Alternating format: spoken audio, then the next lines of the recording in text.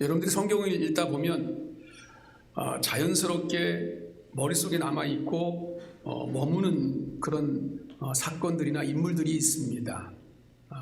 대표적인 예를 들면 거인 골리앗을 물맷돌 하나로 쓰러뜨린 다윗 같은 인물, 그 사건, 그리고 갈멜산에서 하늘의 불을 끌어내린 엘리야 같은 선지자, 영웅들의 이야기, 이런 것들을 우리는 마음속에 담고 있습니다. 이들은 극적인 승리를 이루었던 사람들이고 거기에는 하나님을 믿는 용기와 믿음이 있었던 사람들임을 성경에서 강조해주고 있어서 우리의 신앙의 본, 믿음의 본보기가 바로 이런 사람들이고 이런 사건들이다 라고 우리는 분명히 기억하고 있습니다. 그래서 우리들도 이런 위대한 신앙의 인물들처럼 믿음의 사람들이 되는 것을 꿈꾸기도 하고 함께 기도하고 있습니다. 하지만 때로는 이런 영웅담들이 나와는 너무나 거리가 먼 이야기처럼 느낄 때가 있습니다. 내가 어떻게 감히 이런 생각들이 가운데 있죠. 겸손은 아닌데 아무튼 현실을 보고 우리의 삶을 보게 되면 도저히 이 성경에 나와 있는 신앙의 본보기들이 우리와는 좀 차이가 있는 것 같다 생각이 듭니다. 탁월한 신앙, 탁월한 인품에 비하면 나의 모습은 너무도 초라해 보이고 좀 부족해 보이는 것이 현실입니다. 경우에 따라서는 이런 생각까지 듭니다. 성경도 결국 승자의 기록일 뿐인가, 이런 생각들이 들어서 괴리감까지 들 때도 물론 있습니다. 그들과 같아지고 싶은데 현실은 그렇지 못하고 나 자신의 모습을 보게 되면 이 성경의 말씀과는 동떨어져 있는 그런 인물들과는 영 차이가 있는 우리의 모습을 볼 때마다 과연 내가 믿는 게 맞는가? 나는 과연 어떻게 살고 있지? 이런 생각들을 하게 되죠. 그래서 오늘은 조금 다른 인물에 대해서 한번 주목해 보고자 합니다. 성경에 스치듯이 지나가는 인물, 화려한 업적도 없고 대단한 생애에 대한 기록도 없는 사람입니다. 그의 직업은 그저 평범한 농부입니다. 알려진 게 없기 때문에 오히려 우리 자신을 이 사람에게 투영시키기에 부담 없는 사람입니다. 하지만 그 평범한 삶 속에서도 오늘 우리는 반드시 짚어봐야 할 문제, 하나님이 주신 메시지가 간직되어져 있는 인물, 그 인물이 오늘 주인공입니다. 이스라엘 역사상 가장 포악한 왕 가운데 대표적인 인물이 북왕국 이스라엘의 7번째 왕이었던 아합입니다. 아합 왕 시대에 있었던 배경인데, 당시 아합은 이 사마리아에다가 원래 정궁을 두었고 또 이스라엘이라는 지역에다가 별궁을 두었습니다. 두 곳에다가 궁을 두고 자주 왔다 갔다 하면서 나라를 다스렸습니다. 어느 날 이스라엘 별궁에 머물렀던 이 아합이 한 땅에, 그 땅은 포도원이었습니다. 그 탐스러운 포도원 하나에 꽂힙니다. 왕궁 바로 곁에 붙어 있었기 때문에 입지가 아주 기가 막히게 좋은 그런 포도원입니다. 아합은 그 포도원을 내 것으로 만들어야 되겠다, 자기 소유로 만들어야 되겠다라고 하는 생각이 들었습니다. 그래서 그 욕심에 사로잡힙니다. 곧장 그 주인을 알아보았습니다. 그랬더니 나봇이라고 하는 인물이었습니다. 이 아합은 그에게 거부할 수 없을 것 같은 제안을 합니다. 이 포도원이 왕궁과 가깝지 않냐? 그럼 내게 넘겨라. 대신에 더 아름다운 포도원을 너에게 주겠다. 아니면 네가 원하는 만큼 돈을 주겠다, 보상해 주겠다라고 하는 것들로 제안을 합니다. 하지만 이 왕의 제안을 들었던 이 나봇의 대답은 아주 단호했습니다. 조상 대대로 물려받은 기업인 이 땅을 왕에게 넘긴다고 하는 것은 하나님의 법에 어긋나는 것입니다 라고 그렇게 대답을 합니다. 당시 율법을 잘 알고 있었던 아합 왕도 기업을 지키려고 하는 이 나봇의 고집을 강제로 꺾을 수는 없는 문제였습니다. 결국 원하는 것을 얻지 못했던 이 아합은 오늘 말씀을 읽은 것처럼 식음을 전폐합니다. 자리에 몸소 누웠습니다. 병이 들었습니다. 신음시름 앓게 되었습니다. 그까지 포도원이 뭐라고, 왕이 그 포도는 얻지 못한 것 때문에 병까지 나는, 식음을 전폐하는 이 모습, 여러분 이런 이해가 되지 않죠? 이때 아합의 아내이자 성경 역사상 최악의 악녀로 불렸던 이세벨이 등장합니다. 남편의 고민을 들었던 이 이세벨은 우스운 듯이 계략을 하나 꾸밉니다. 거짓 증인들을 세워서 나봇이 하나님과 왕을 저주했다라고 누명을 씌워버립니다. 신성모독 또 왕에게 역모했다, 반역죄, 그 형벌은 아주 참혹했습니다. 나봇은 영문도 모른 채 끌려갔습니다. 돌에 맞아 죽음을 당하고 말았습니다. 본문 마지막 장면 우리가 읽지 않았습니다만 그 뒤에 보면 이 비극의 정점을 보여줍니다. 나봇이 죽었다는 소식을 듣자마자 아합은 기다렸다는 듯이 시름시름 앓던 이 왕이 벌떡 일어나가지고 포도원을 차지하기 위해서 발걸음을 옮깁니다. 오늘은 자신의 포도원을 지키려다가 비참하게 목숨을 잃은 한 사람, 이 나봇을 한번 살펴봤으면 좋겠습니다. 어찌 보면 그 포도원은 나봇에게 그 무엇과도 바꿀 수 없는 자기의 삶의 전부였을 것입니다. 그 땅에는 그의 땀방울이 떨어져 있고 또한 그의 눈물이 떨어져 있고 또한 조상 대대로 내려온 신앙의 정체성이 고스란히 담겨져 있는 그런 땅이기 때문에 포기할 수 없습니다. 그는 이것을 지키기 위해서 자신의 목숨을 내던졌습니다.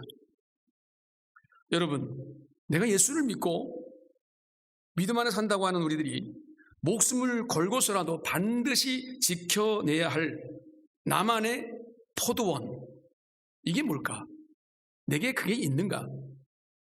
내가 죽으면 죽었지 이것은 내가 지킬 거야. 하나님이 원하시는 이것은 내가 뺏길 수 없어. 이게 과연 우리 안에 있을까? 한번 오늘 이 예배 시간에 여러분들이 한번 성령의 도우심을 간구하면서 한번 생각해 봤으면 좋겠습니다. 오늘 우리는 나봇이 생명보다 귀하게 여겼던 그 포도원의 의미를 되새겨 보려고 합니다. 이를 통해서 이 혼란스러운 이 시대를 살아가고 있는 우리 예수 믿는 그리스도인들이 회복해야 할 신앙의 본질이 과연 뭘까? 내가 왜 이렇게 흐리멍텅할까? 나는 왜 이렇게 신앙에 무력할까? 나는 왜 이렇게 역동성이 없을까? 나는 왜 기쁨과 평안이 없을까? 왜 이게 어떻게 왜 이런 신앙의 무력감이 느껴지는가라는 것들을 한번 고민해 봤으면 좋겠습니다. 앞서 말씀드렸듯이 나봇은 특별한 영웅이 아닙니다. 우리 주변에 어디서나 볼 수 있는 아주 평범한 농부입니다. 평범하고 작은 우리 역시 이 나봇이 보여준 위대한 신앙의 혈단을 내릴 수 있구나라는 생각에 희망을 주고 있는 메시지가 오늘 이 나봇의 포도원의 이야기입니다. 이제 나봇의 목숨으로 지켜냈던 그 소중한 가치, 이것을 오늘 우리도 가질 수 있을까? 그 가치가 무엇일까라는 것들을 몇 가지로 한번 정리를 해보겠습니다. 첫 번째, 이익이나 출세의 유혹, 이것들을 거절할 수 있는 신앙의 결심이 우리 안에 있는가라는 것을 한번 생각해 보십니다. 인생을 살다 보면 우리가 흔히 하는 말이 있어요. 몇 번의 기회가 찾아온다는 겁니다. 그 기회를 잘 잡아야 인생이 성공할 수 있다라는 거죠. 포도원이나 일구 어떤 이 나봇에게 그런 기회가 온 것이 아닐까, 이런 생각을 해볼 수 있습니다. 아합 왕이 자신의 포도원을 요구하면서 내게 조건이 너무 좋은 그런 제안을 한 거잖아요.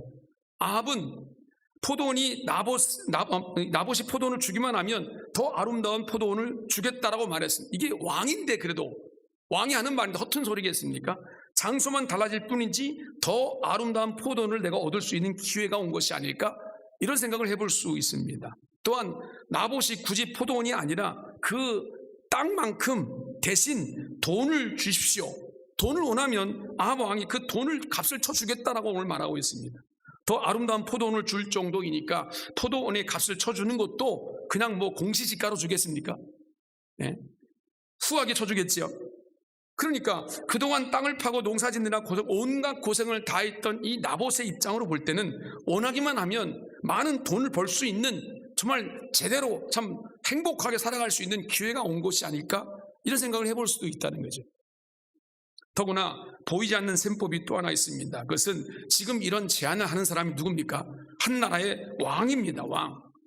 왕의 요청을 들어준다고 하는 것은 또 다른 이익이 열려지는 기회가 될 수 있습니다. 이번에 이 왕의 마음에 내가 들면, 그 원하는 포도원을 왕에게 좀 주면, 분명 그렇게 하면 아합의 뭔가 인상 깊은 그런 어떤 마음 속에 나에게 고마운 마음이 있지 않을까. 그러면 또 다른 이익의 길이 열릴 수 있다는 것입니다. 포도원 정도가 아닙니다.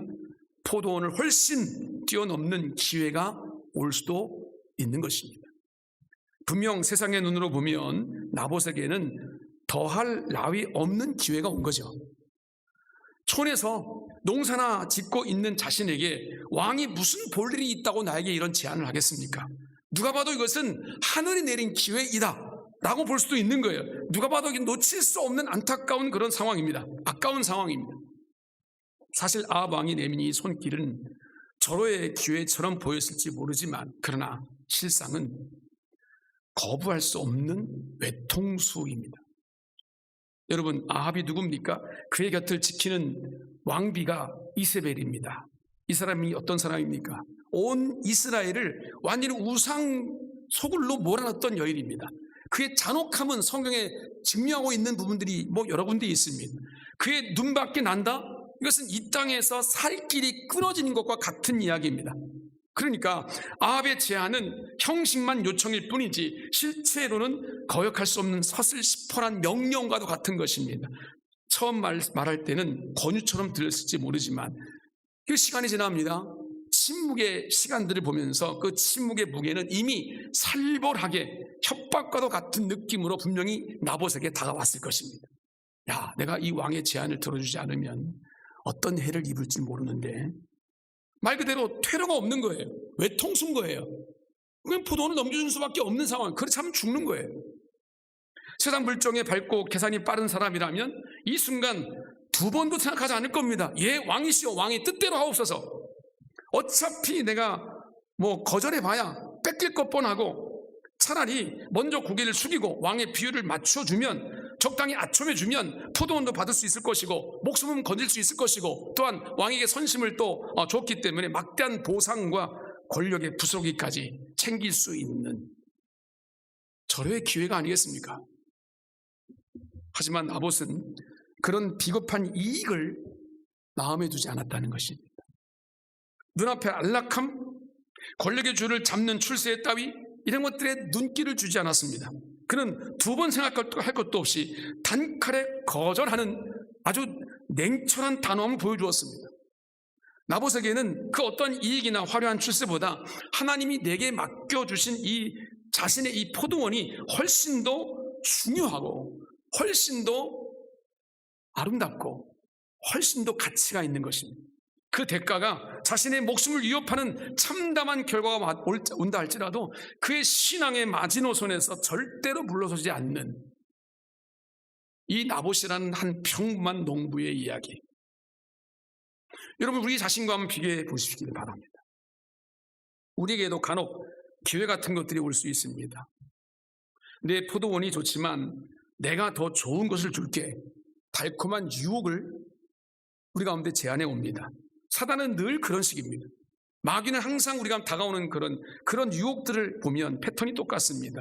저 사람 하와에게 또 아담에게도 그렇게 유혹했습니다. 야, 네가 선악과 이 선과 악을 알게 하는 나무를 범하면, 따먹으면 내가 너희들에게 눈이 밝아져서 하나님과 같이 되게 해줄게.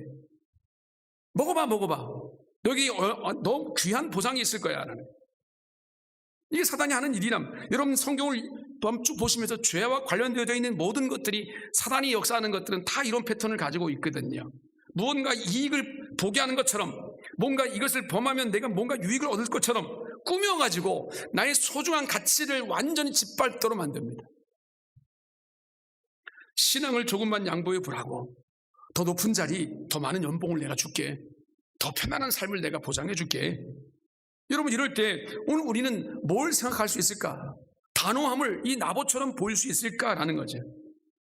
지금 나는 하나님 앞에서 가장 중요한 나의 무엇, 가장 소중한 가치, 그것을 내가 붙들고 있는가라는 겁니다. 그 가치가 분명히 있긴 있는 것 같은데 그걸 내가 포기하며 살고 있지는 않은가라는 거죠. 주님 말씀하십니다. 마태복음 16장 26절에 사람이 만일 온 천하를 얻고도 제 목숨을 잃으면 무엇이 유익하리요? 사람이 무엇을 주고 제 목숨과 바꾸겠느냐? 우리는 작은 이익에 눈이 멀어서 내 신앙의 생명을 내놓고 있지는 않은지를 한번 돌아볼 수 있어야 됩니다. 순간순간이 이런 일들이 많이 있을 겁니다. 오히려 하나님 앞에서 지켜야 할 나만의 포도원을 위해서 그 어떤 것도 기회로 보지 않고 그 어떤 불이익도 내가 감내할 수 있다라는 결단이 내 안에 있을까? 내 신앙의 기준이 바로 이렇습니다. 이것이 하나님의 은혜, 십자가의 구속의 은총으로 인해서 하나님의 자녀가 되고 영생을 선물로 받은 하나님의 자녀들의 모습이어야 된다라고 성경이 이 나봇을 통해서 메시지를 주고 있는 거죠. 나는 과연 어떨까? 두 번째 생각할 것은 하나님 말씀에 순수하게 부딪히는 삶이 되어야 된다라는 거죠. 나봇은 왜 이렇게 좋은 아합 왕의 제안을 거절했을까요? 그리고 거절하면 죽을 걸 뻔히 알면서 왜 그 길로 걸어갔을까요? 단순히 조상 때부터 물려받은 땅이기 때문에 포기하지 않은 것일까? 내 고향이기 때문에 이 고향을 지키고자 하는, 이 고향을 떠나고 싶지 않은 그 마음 때문에 고집을 부리고 있는 것인가? 만약 그렇다고 한다면 오늘 이 이야기는 재미있는 이야기로 볼 수는 있어도 오늘 우리가 이렇게까지 이 예배 시간에 설교의 주제로 나눌 수 있을 만큼의 이야기가 아닐 것입니다. 나봇이 거절하는 이유가 있습니다. 이것은 아합이 괴로워하는 이유와 같습니다.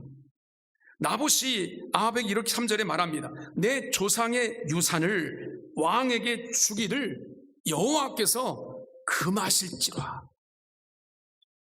아합 왕은 나봇이 내 조상의 유산을 왕께 줄 수 없다라고 말하니까 돌아섰습니다. 근심하고 답답해했습니다. 식음을 전폐했습니다. 병까지 들었습니다. 도대체 이 조상의 유산이라는 게 뭐기에?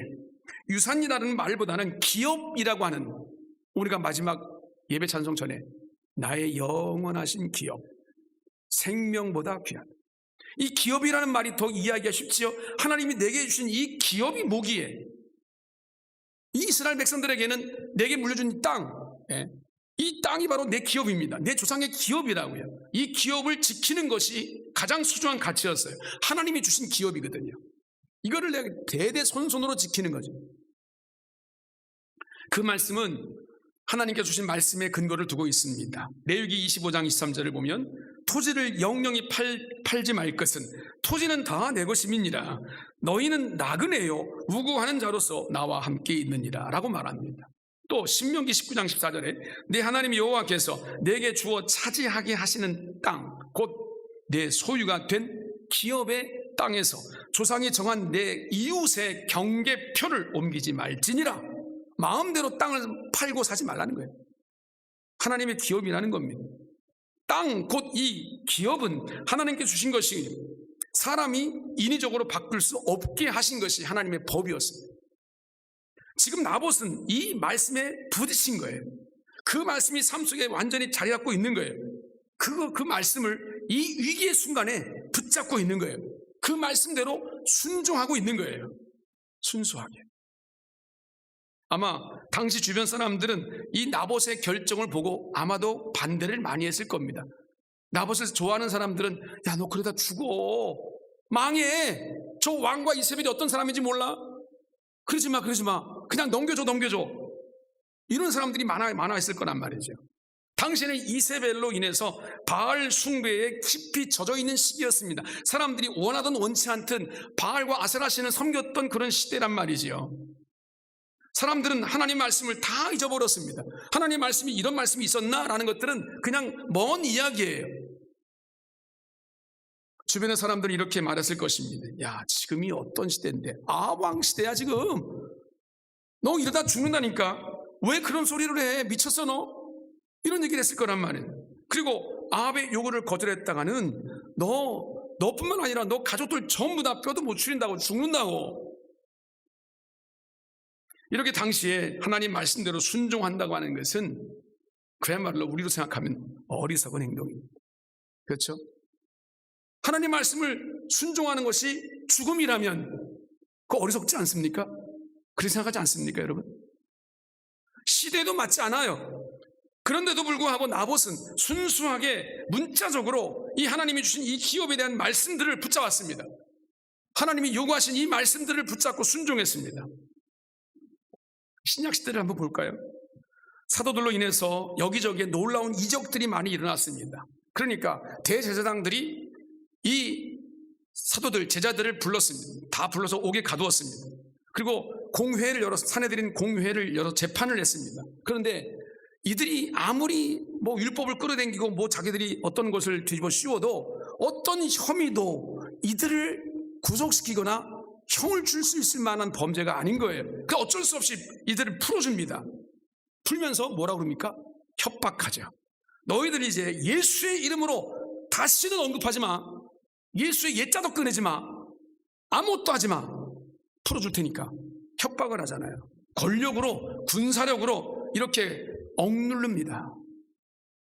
그때 베드로와 사도들이 사도행전 5장 29절을 보시면 이렇게 대답했습니다. 사람보다 하나님께 순종하는 것이 마땅하니라. 이게 해답입니다. 어떤 어려움, 어떤 핍박, 어떤 회유, 어떤 협박이 있어도 사람에 대한 순종이 아니라 하나님께 순종하겠다라고 결단했던 사람, 그게 사도들이었어요. 오늘 나봇이 그런 모습을 보여주고 있는 거죠. 하나님만 따르겠다는 거예요. 포도원을 뺏긴다 할지라도, 내가 심지어 내 목숨이 앗아간다 할지라도, 내 가문을 다 멸절시킨다 할지라도 나는 하나님 말씀을 따르겠다는 거예요. 자, 그러면 오늘 우리 시대는 어떨까요? 나봇이 처한 상황이나 사도들이 처한 상황이나 우리가 처한 상황이 다를까요? 시대가 달라졌으니까 지금은 이렇게 하지 않아도 괜찮은 걸까요? 다르지 않습니다. 특히 평범한 나봇이 아합에게 받은 이 압력은 이루다 말할 수 없었지요. 그럼에도 그는 하나님 말씀을 아주 무식할 만큼 아주 순수하게 그대로 지키고 있는 거예요, 지금. 여러분, 우리도 마찬가지 이해해야 됩니다. 어떤 상황 속에서도 하나님 말씀은 이루어진다라고 하는 것을 우리는 놓지 말아야 합니다. 하나님 말씀은 나를 붙잡고 있다. 하나님은 우리 가운데 말씀으로 임하신다. 그 말씀을 놓지 않으면 어떤 상황 속에서도 하나님이 내게 주신 기업, 나의 포도원은 지켜진다. 하나님이 그것을 원하신다. 이것이 우리의 믿음이어야 되고, 이것이 하나님이 기뻐하시는, 하나님이 영광 받으시는 온전한 모습일 것입니다. 우리는 매일 하나님 말씀에 순수하게 부딪혀야 합니다. 그러면 그 말씀이 우리를 세워 주시는 것을 우리는 경험하게 될 것입니다. 여러분의 삶, 여러분의 신앙생활이 하나님 말씀에 부딪히지 않고 그저 세상적인 지식과 세상적인 어떤 상식과 이런 것들에 의해서 이끌어져 간다면 결코 하나님 우리 가운데 주신 하나님의 기업, 나의 포도원, 하나님에게 맡겨주신 이 어떤 사명도 오늘 우리는 온전히 이루어갈 수가 없습니다. 지난 주일날 그 바쁜 가운데 부고를 하나 받아서 제가 개인적으로 지인이 있어서 청파교회의 한 해 선배였던 집사님 한 분의 모친, 제 모친도 제가 잘 알고 있고 그래서 김포로 장례식장에 좀 조문하러 갔다 왔습니다.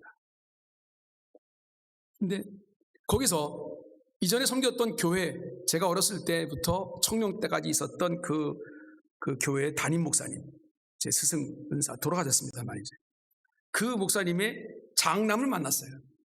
우리가 이제 제법 5년 선배인데, 5년 선배인 그 고려대학교의 경제학과를 나온 아주 석학인데, 그분이 이제 은퇴를 다 하고, 딱 보니까 나이가 많이 들었더라고요. 이제 70이 됐고, 나이가. 그 정도의 나이에 뭔가 이제 풍기나는 인상이 딱 앉자마자 같이 식사를 하면서 대뜸 하는 얘기가, 이제 목사가 된 걸 알고 다 알잖아요. 김 목사가 바라볼 때는 한국교회가 어떻게 보이냐 물어요. 그냥 집사님의 장로도 안 됐어요. 목사님의 아들이지만 제가 알아요. 그 가정의 아픔이 뭔지. 목회자의 가정의 자녀들이 다 그런 아픔들을 다 가지고 있습니다만은 아파야 상처가 많아요. 목회자들의 자녀들이. 여러분들이 상상해 보면 알 거예요, 그죠? 뭐 물론 다른 자녀들도 다 어떠한 이유 때문에 상처가 있을 수 있습니다만 공동체 안에 믿으며 서 있는 하나님의 나라를 이루어가야 할 교회 안에서 상처를 받는 그 목회자, 목회 상처 가정에 그대로 투영이 되면 그 자녀들은 더 아프거든요. 그래서 이 형님이, 이 집사님이 너무 고통스러웠던 거죠. 나는 몰랐어요.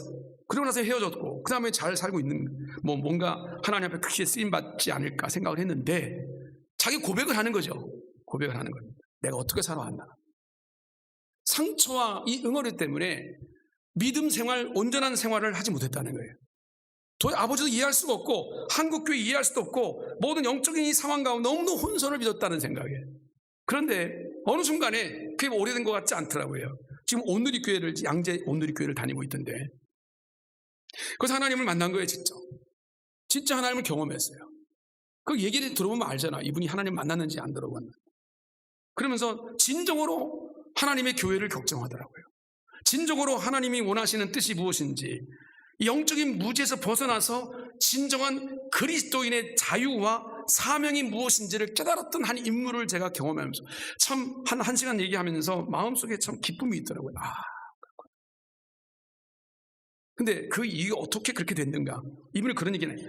하나님 말씀이 분명히 있는데 그 말씀에 부딪혀 보니까 그 말씀이 그게 아니더라는 거예요. 그 은혜를 받은 거죠. 그 말씀에 살아있는 이 생명력이 무엇인가를 느낀 거예요. 그 말씀대로 순종하는 그 삶이 무엇인가를 느낀 거예요. 변화가 됐더라고요. 말씀 속에. 날마다 하나님 말씀 묵상하면서 그 말씀 붙잡고 살아가는 모습이 어떠한 건지를 고백하는 한 평신도의 모습을 보았습니다. 목사인 제가 보더라도 참 인정할 만큼, 부러울 만큼 그렇게 살아가는 거예요. 사랑하는 성도 여러분, 하나님 말씀 붙잡고 그 말씀대로 따라가는 삶이 되시기를 바랍니다. 여러분들의 삶 속에 여건 당할 성격과 모든 환경과 모든 어떤 역사 스토리를 통해서 내가 믿음으로 살지 못한, 우리 아까 제가 소개했던 이 선배처럼 스토리가 있어요. 내가 믿음으로 살지 못하는 스토리가 있단 말이에요. 교회가 싫어, 목사가 싫다고, 장로도 싫어, 모든 교회가 싫어, 성도들도 싫고, 괜찮아요. 그런 문제 때문에 고민하는 것들은 문제가 아닙니다. 근데 문제는 뭐냐면 하나님의 말씀에 붙잡혀 있지 않은 게 문제인 거예요. 우리가 하나님의 말씀을 외면하는 거예요. 사람 때문에 하나님의 말씀을 외면해 버리는 거예요. 세상 때문에 하나님의 말씀과 관계없이 살아가는 거예요. 그럼 우리가 어떻게 삽니까? 내 기질대로 살죠. 내 상식대로 살죠. 내 지식대로 사는 거 아니겠어요? 근데 그게 해답이냔 말이죠.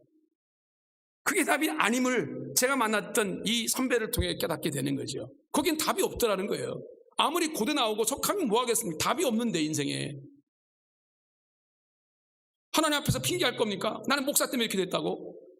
저 집사 때문에, 권사 때문에 그렇게 됐다고? 핑계할 거예요? 내가 정말 하나님 말씀 앞에 온전히 서 있는가? 이 생명의 말씀 앞에 온전하게 자리 잡고 있는가? 상식이 아닌, 지식이 아닌 하나님의 살아있는 말씀 앞에 내가 붙잡혀 있는가?